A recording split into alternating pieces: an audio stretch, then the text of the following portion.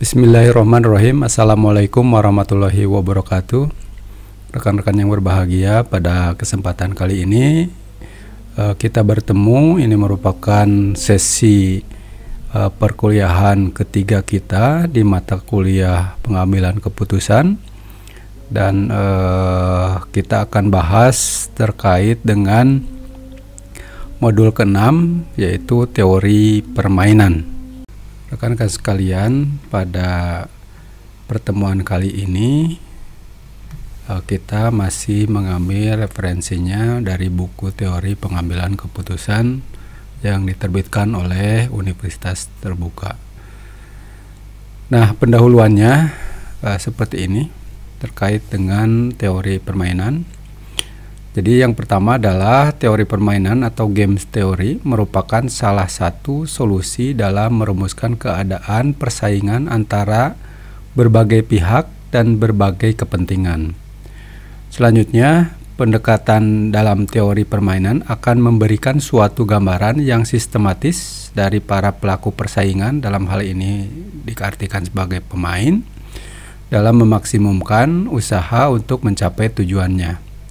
Teori ini diperkenalkan oleh John von Neumann dalam karyanya yang berjudul Theory and Practice of Game and Economic Behavior yang dipublikasikan tahun 1944. Selanjutnya, titik perhatian dalam melakukan analisis kebutuhan menggunakan teori permainan ini adalah tingkah laku strategis pemain atau pengambil keputusan. Jika pemain menggunakan strategi A, maka pemain lainnya akan menggunakan strategi B untuk mengantisipasi strategi A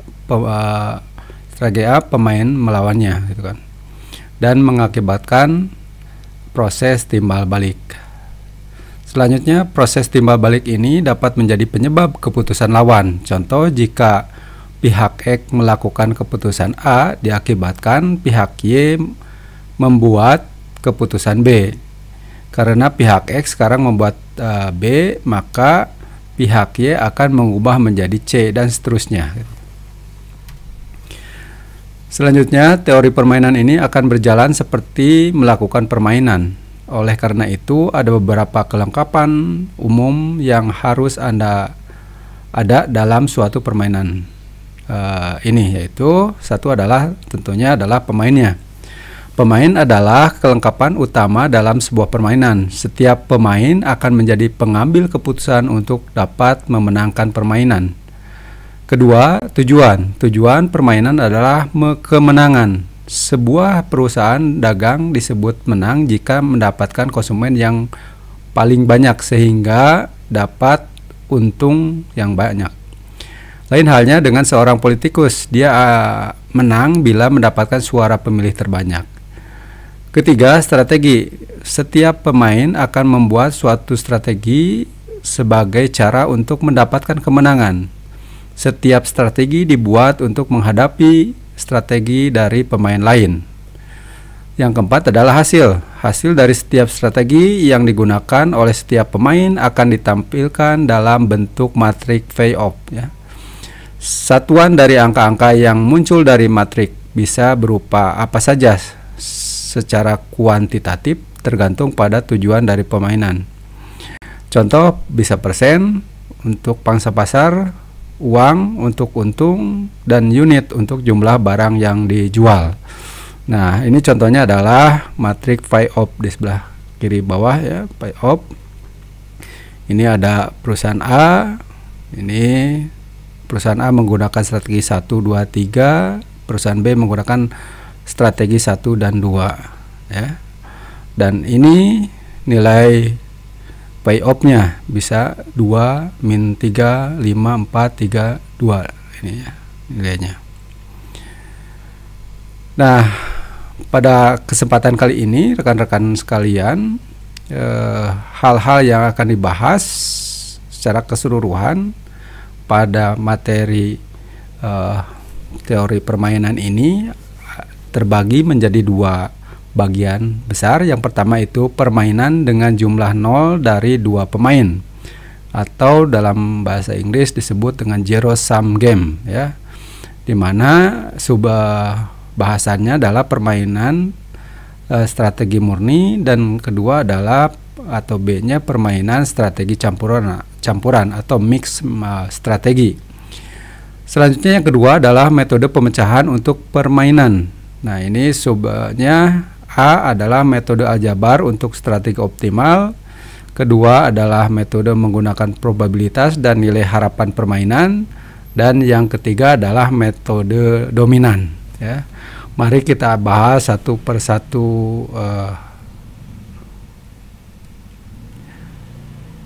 persatu dari bahasan yang akan kita bahas pada kali ini, ya. Ini yang pertama adalah permainan dengan jumlah 0 dari 2 pemain atau zero sum game, ya. Nah, teori permainan dengan jumlah 0 dari 2 pemain merupakan interaksi antara 2 pemain yang saling bersaing terhadap masing-masing kepentingan. Keuntungan yang didapat oleh salah satu pemain merupakan kekalahan bagi pemain lainnya, sehingga bila dijumlahkan akan sama dengan 0. Misalnya, salah satu pemain mendapatkan keuntungan sebesar 10 poin. Berarti pemain lainnya mengalami kekalahan sebesar 10 poin atau min 10 poin, ya. Jika dijumlahkan, hasil yang didapat kedua pemain akan sama dengan 0 atau 10 ditambah min 10 sama dengan 0 atau disebut juga zero sum game, ya. Kemenangan dari seorang pemain yang merupakan kekalahan bagi pemain lainnya akan diperlihatkan dalam bentuk matrik pembayaran atau disebut dengan payoff matrix, ya. Matrik payoff ini menggambarkan pembayaran yang dilakukan oleh pemain yang kalah terhadap pemain yang menang. Sebuah matrik payoff bagi pemain A akan menunjukkan nilai-nilai pembayaran dari pemain B terhadap A. Angka pembayaran yang bernilai positif artinya A menang atau B membayar terhadap A. Sedangkan bila angka pembayaran bernilai negatif, maka A kalah atau A membayar terhadap B. Nilai-nilai yang ada pada matrik payoff akan mempunyai satuan berlainan tergantung pada objek permainan yang dilakukan. Misalnya tentang market share, tentunya satuannya adalah persen. Bila tentang keuntungan tentunya rupiah atau satuan mata uang lainnya. Nah, ini rekan-rekan sebagai contoh, misalnya ini ada payoff untuk pangsa pasar A. Ini yang metrik yang pertama. Ada perusahaan A, dia mempunyai 3 strategi, 1, 2, 3. Perusahaan B mempunyai 2 strategi, 1 dan 2. Cara membacanya adalah ini kalau misalnya nilai payoff-nya 2, ini berarti A menang di 2, ya, ini, ya. Nah, sedangkan yang baris atau kolom baris pertama, kolom kedua di baris pertama yaitu min 3, artinya bahwa A kalah 3, ya, berarti B yang menang gitu. Yang kedua, kalau misalnya perusahaan A menggunakan strategi kedua, maka dan perusahaan B menggunakan strategi pertama, maka A yang akan menang 5, ya. Dan jika perusahaan A menggunakan strategi kedua dan perusahaan B menggunakan strategi kedua, maka A tetap menang 4, ya. Selanjutnya, jika perusahaan A menggunakan strategi ketiga dan perusahaan B menggunakan strategi yang pertama, maka A yang menang 3, ya. Dan jika perusahaan A menggunakan strategi ketiga, ya, dan B menggunakan strategi yang kedua, maka masih tetap A yang menang. Jadi seperti itu membacanya, ya. Contoh lain misalnya yang bawah ini matrik payoff untuk pangsa pasar A. Ini ada matriknya sama, misalnya perusahaan A mempunyai 3 strategi, 1, 2, 3, B mempunyai 2 strategi, dan membacanya pun sama, ya. Di sini misalnya jika perusahaan A menggunakan strategi pertama dan perusahaan B menggunakan strategi pertama juga, maka yang menang adalah A sejumlah 1 ya. Terkecuali di sini yang kalah itu A adalah yang jika perusahaan A menggunakan strategi ketiga dan perusahaan B ternyata menggunakan strategi yang pertama, maka A akan kalah 3 di sini ya. Dan seterusnya. Terus juga ini matrik payoff untuk pangsa pasar B misalnya. Jadi dibalik di sini. Yang di atasnya perusahaan A dan di bawah di sini perusahaan B. Nah, jika misalnya perusahaan B ini menggunakan strategi yang pertama dan perusahaan A juga menggunakan strategi pertama, maka yang kalah adalah B karena min 1 ya. Jadi B kalah 1. Dan jika perusahaan B menggunakan strategi pertama dan perusahaan perusahaan A menggunakan strategi kedua, maka nilainya 0, artinya bahwa tidak ada yang menang gitu kan. Dan tidak ada yang kalah di sini, jadi 0 ya. Nah, selanjutnya jika misalnya perusahaan B menggunakan strategi kedua dan perusahaan A menggunakan strategi pertama, maka yang kalah adalah B di sini ya. B karena di sini min 3, berarti B kalah 3 di sini. Terus juga di sini jika perusahaan B menggunakan strategi kedua dan perusahaan A menggunakan strategi yang kedua, masih tetap B yang kalah. Ini karena min 1, berarti B kalah 1. Selanjutnya, jika perusahaan B menggunakan strategi kedua dan perusahaan A menggunakan strategi yang ketiga, maka yang kalah tetap B karena di sini min 2. Jadi B kalah 2. Nah, selanjutnya rekan-rekan sekalian, ini permainan strategi murni ya. Jadi kedua pemain akan mencoba mencapai tujuan dari permainan, yaitu sebagai pemenang. Oleh karena itu, pemain akan mencoba memilih strategi untuk mencapai tujuan tersebut.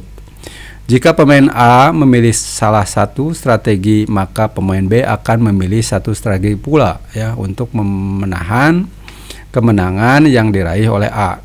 Setiap pemain dalam permainan strategi murni akan memilih satu strategi tunggal dan hasil optimal yang diperoleh akan merupakan hasil payoff keseimbangan yang disebut dengan titik pelana atau saddle point.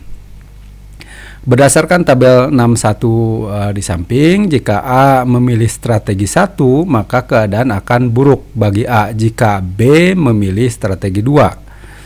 Hal ini terjadi karena A akan kalah sebesar 3 karena nilainya min 3 ya. Keadaan lain apabila A memilih strategi ketiga, keadaan terburuk bagi A apabila B memilih strategi kedua. Yang mana A akan dapat kemenangan sebesar 2 dibandingkan dengan kemenangan sebesar 3 apabila B memilih strategi 1 ya. Selanjutnya, perusahaan A akan melakukan kehati-hatian dengan mencoba memaksimalkan kemungkinan terburuk dari pembayaran atau payoff yang diterimanya.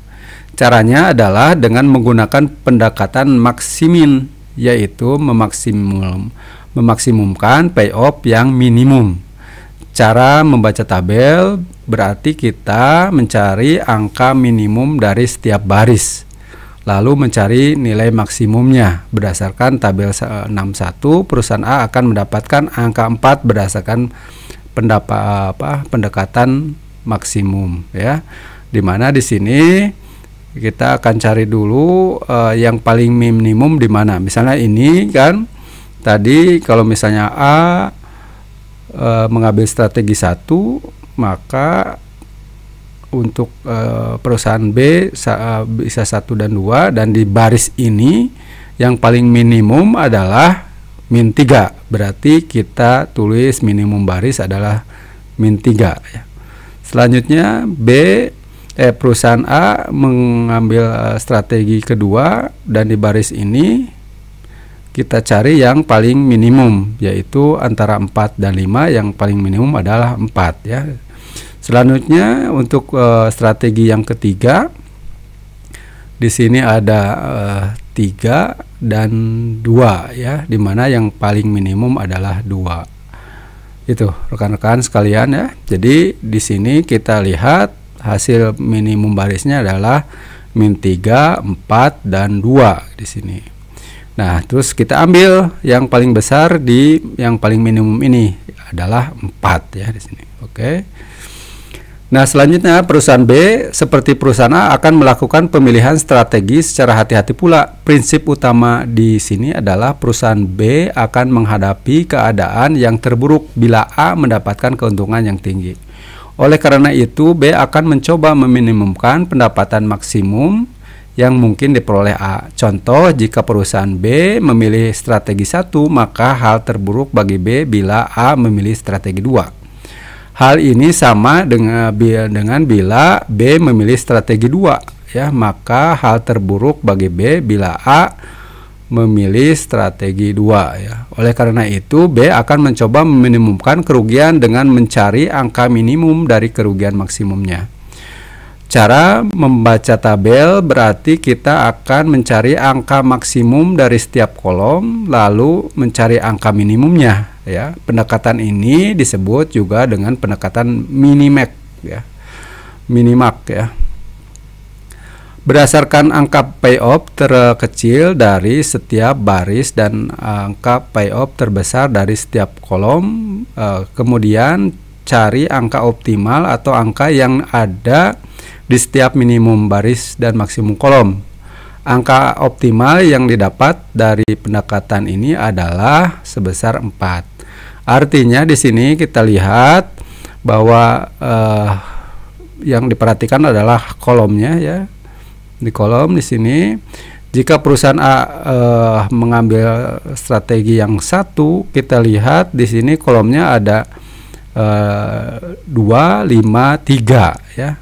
Maka kita akan cari yang paling maksimalnya terlebih dahulu dari kolom ini ya. Maksimum kolom adalah 5 di sini ya, karena 2, 5, 3 yang paling besar adalah 5. Selanjutnya untuk kolom yang kedua adalah min 3, 4 dan 2. Yang paling besar adalah 4 di sini. Dan terakhir, karena kita menggunakan minimax, maka kita akan cari dari 5, 4 ini mana yang paling terkecil, sehingga akan didapat 4, karena yang terkecil adalah 5 dan 4 adalah 4 gitu. Nah, di sini adalah 4 ya. Nah, rekan-rekan sekalian, pada tabel tadi memperlihatkan adanya keseimbangan antara angka optimum atau optimal yang didapat oleh perusahaan A dengan pendekatan maksimin dan angka optimal yang didapat oleh perusahaan B dengan pendekatan minimax ya. Angka keseimbangan berarti angka optimal yang didapat oleh perusahaan A sama dengan angka optimal yang didapat oleh perusahaan B, yaitu sebesar 4 poin tadi kan. Di sini kita cari yang paling maksimal ada 4, di sini yang paling minimal adalah 4. Jadi 4 dengan 4 seimbang ya. Nah, ini yang disebut dengan angka pelana atau saddle point. Nah, contoh yang lain terkait dengan saddle point ini adalah misalnya ini ada tabel 65 di mana matrik payoff untuk pangsa pasar A. Nah, di sini perusahaan A mempunyai 3 strategi dan perusahaan B tetap masih mempunyai 2 strategi. Di mana untuk perusahaan A ini jika mengambil strategi pertama dan perusahaan B mengambil strategi pertama, ini A akan menang satu ya di sini, dan jika perusahaan B mengambil strategi yang kedua dan A ke 1, ini A tetap menang di sini ya, dan seterusnya. Nah, tadi kita pakai aturan maksimin dan minimax. Nah, untuk maksimin di sini kita lihat untuk perusahaan A di baris pertama ini kita ambil yang paling kecil. 1 dan 3, yang paling kecil adalah 1, maka di sini kita simpan 1. Di baris kedua adalah 0 dan 1, maka kita ambil 0 di sini yang paling kecil, dan min 3 dan 2 dibandingkan, maka yang paling terkecil adalah min 3. Nah, selanjutnya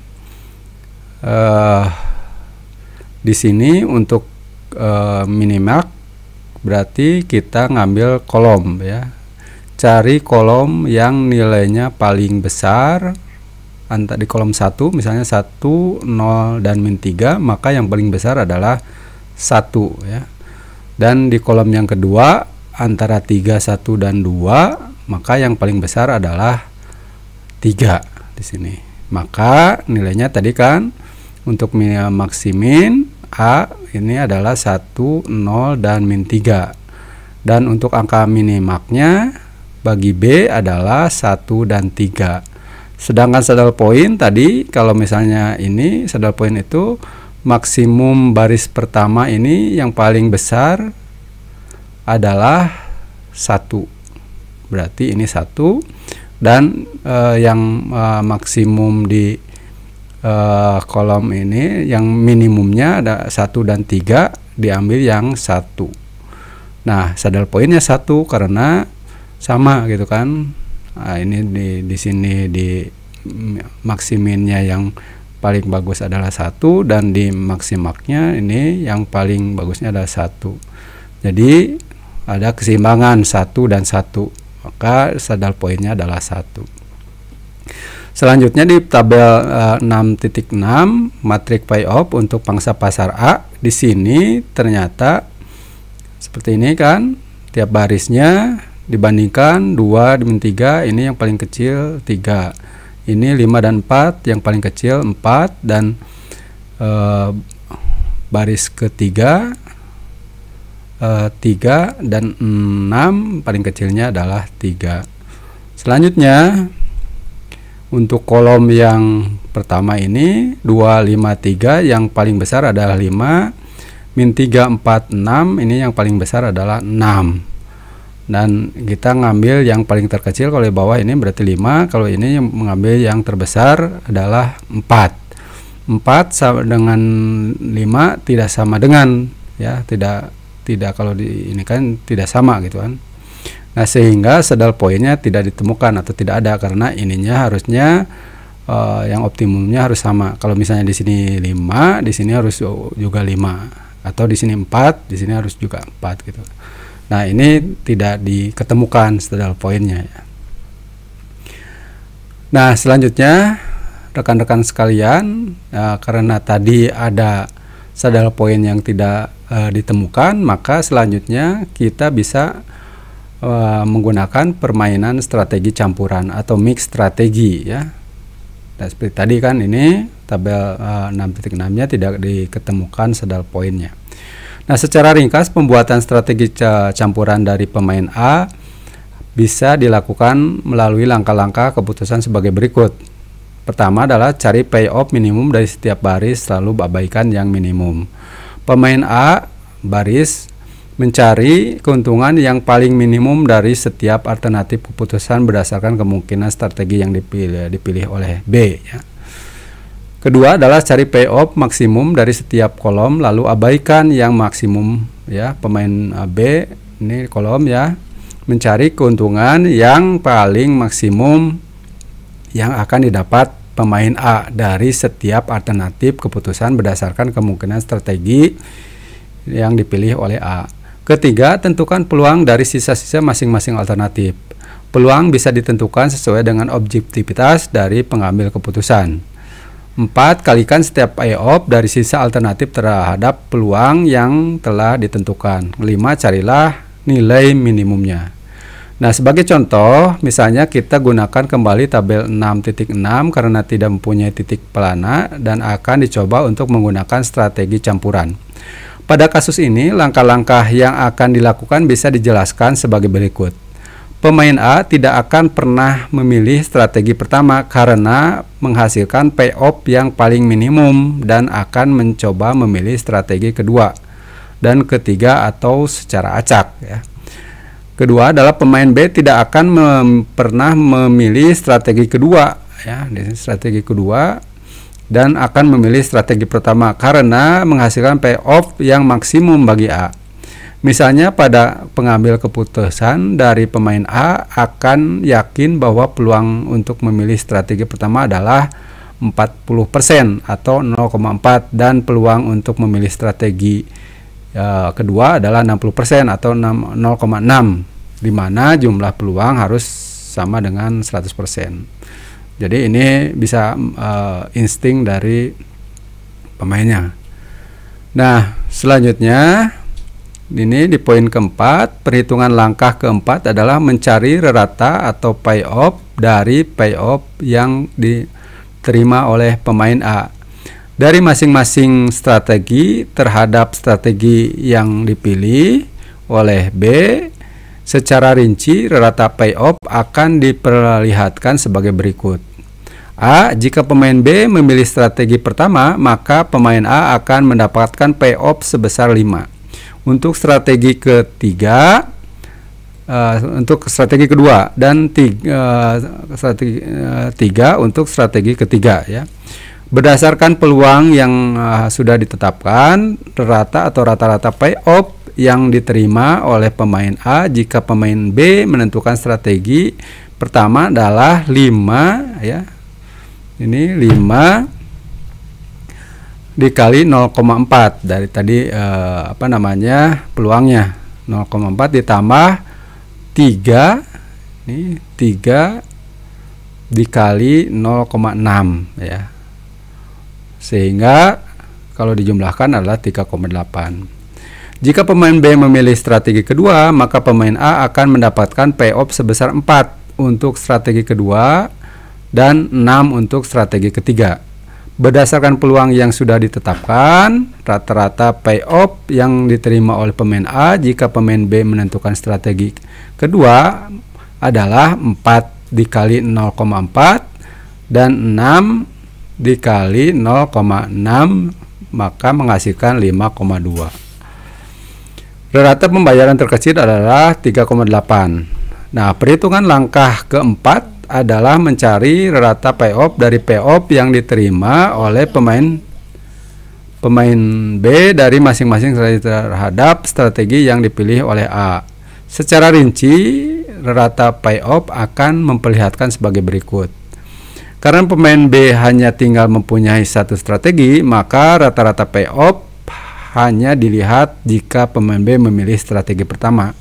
Jika pemain A memilih strategi pertama, pemain B akan mendapatkan rata payoff sebesar 2, sebesar 5 untuk strategi kedua dan 3 untuk strategi kelima, ya. Di sini. Nah, itu rekan-rekan sekalian jika menggunakan campuran, ya. Selanjutnya adalah metode pemecahan untuk permainan. Nah, di sini ada 3, ya. Ini yang pertama adalah metode aljabar untuk strategi optimal. Nah, di sini metode ini akan mencari tingkat peluang yang optimal dari strategi permainan berdasarkan pendekatan aljabar. Kondisi substitusi dan eliminasi akan digunakan dalam menentukan pendekatan ini dari matriks payoff strategi permainan.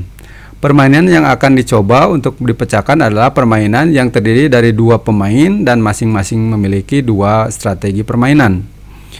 Mengacu pada buku dari Suparno, permainan yang memiliki 2 strategi permainan terkenal dengan permainan 2x2, ya, di mana pada pendekatan aljabar dimisalkan P adalah bagian dari waktu yang diperlukan oleh A untuk memainkan strategi pertama dan dan 1 min P adalah bagian waktu yang diperlukan oleh A untuk memainkan strategi kedua.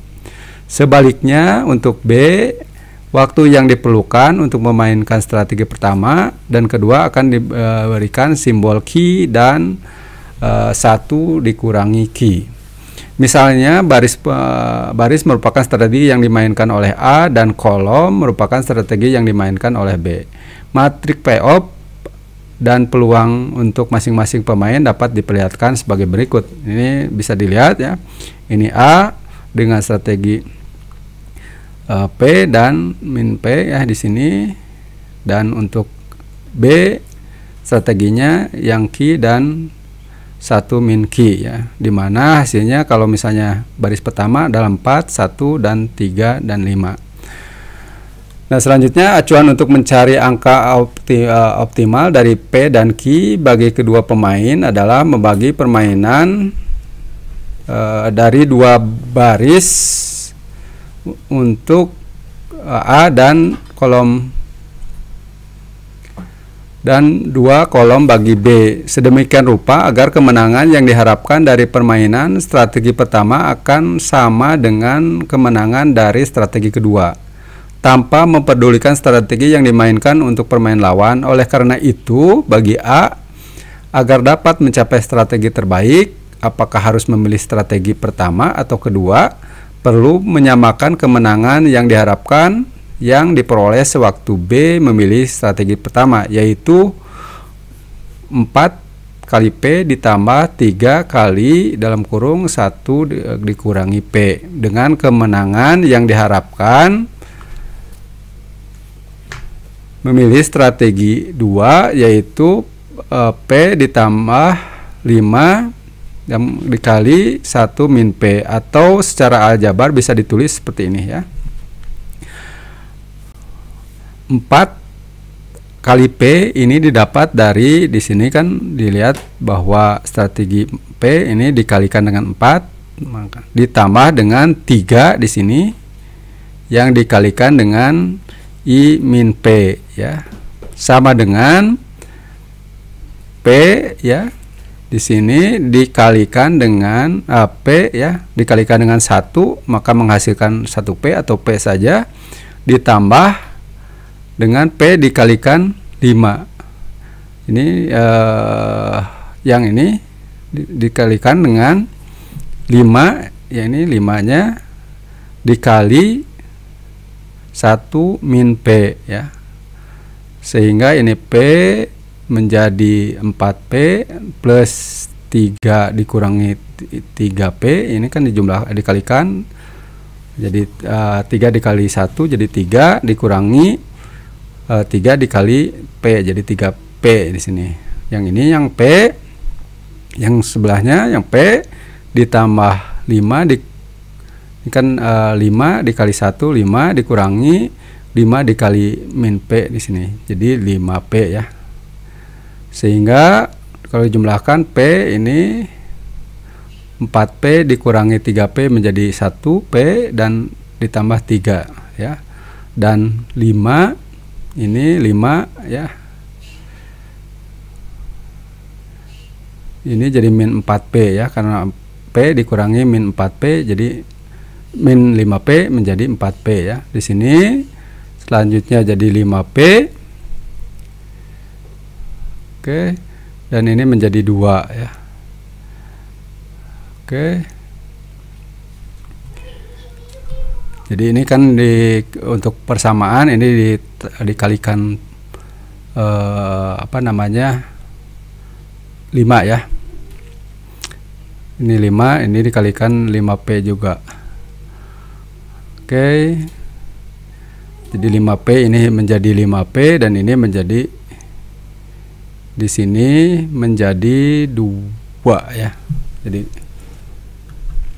oke, sehingga ini menjadi P dan ini 2 dibagi 5. Jadi 5-nya pindah menjadi pembagi 5 dan P menjadi 0,4 di sini.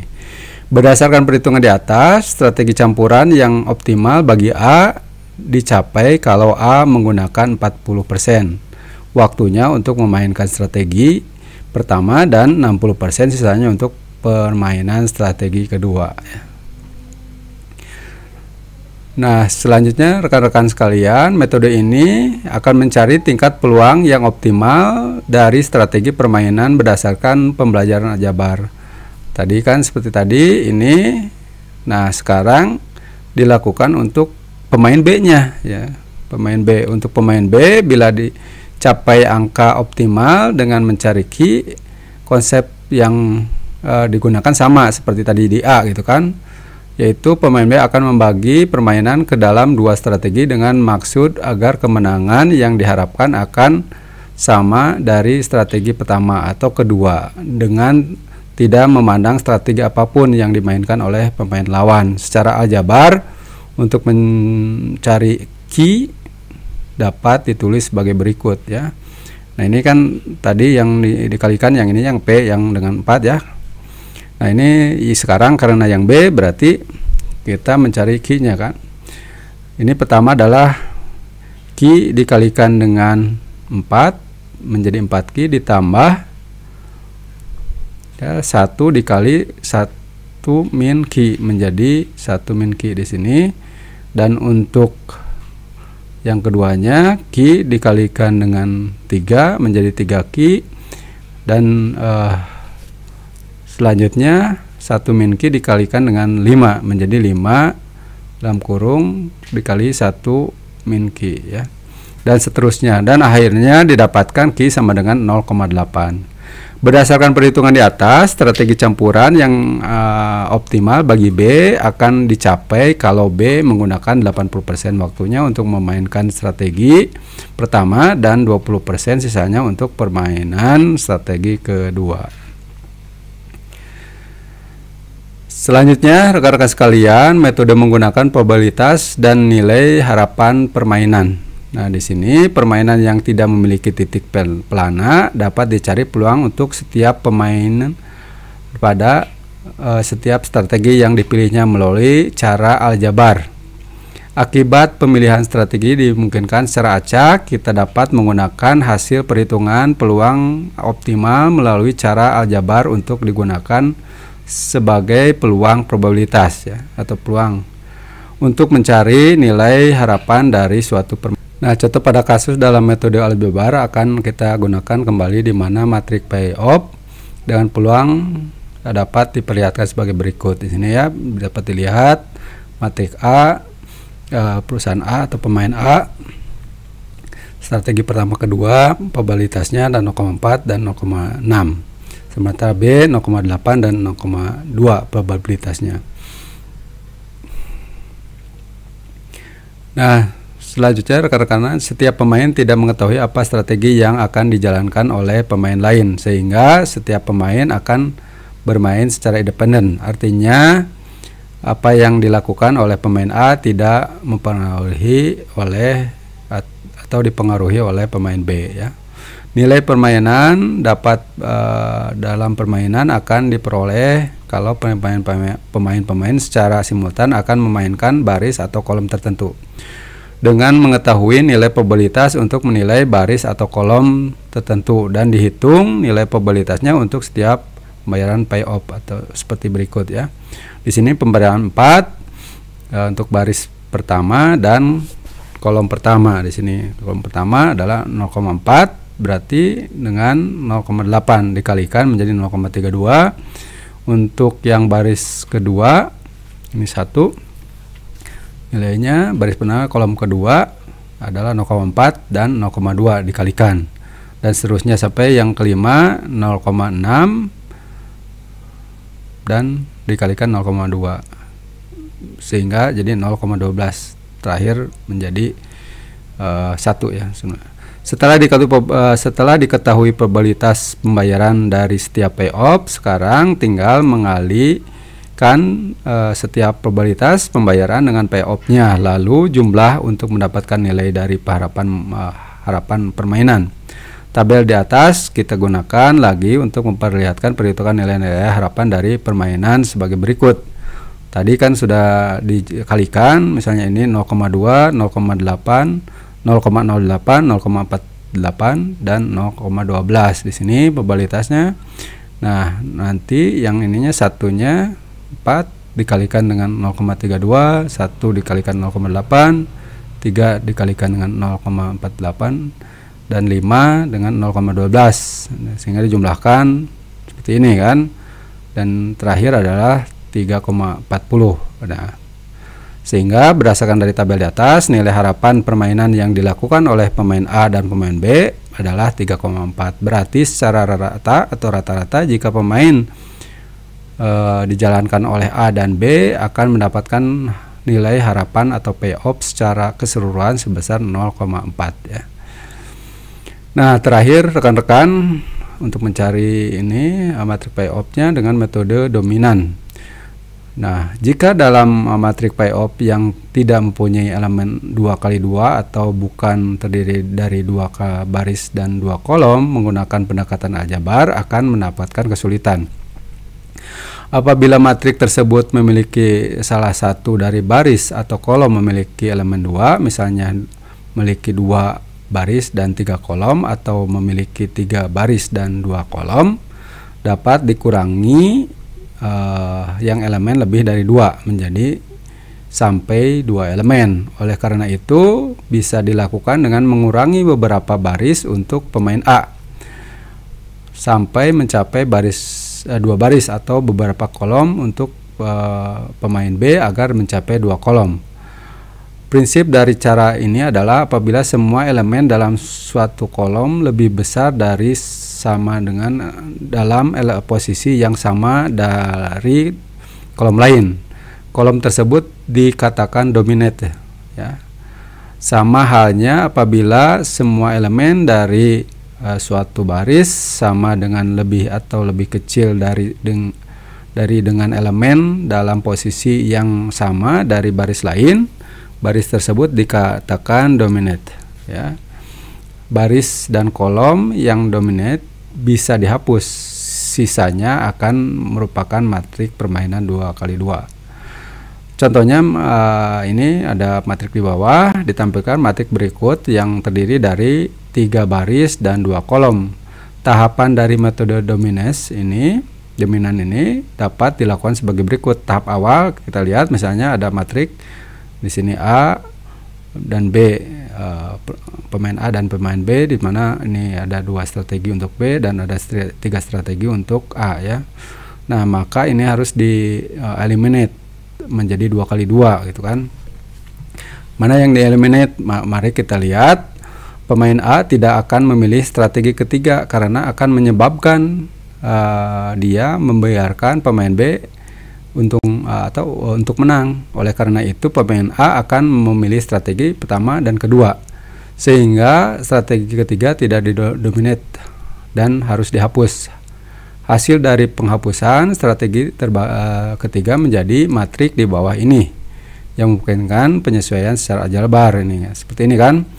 Jadi kalau misalnya strategi 3 dilakukan oleh A, ini percuma saja karena semua dia akan merugi gitu kan.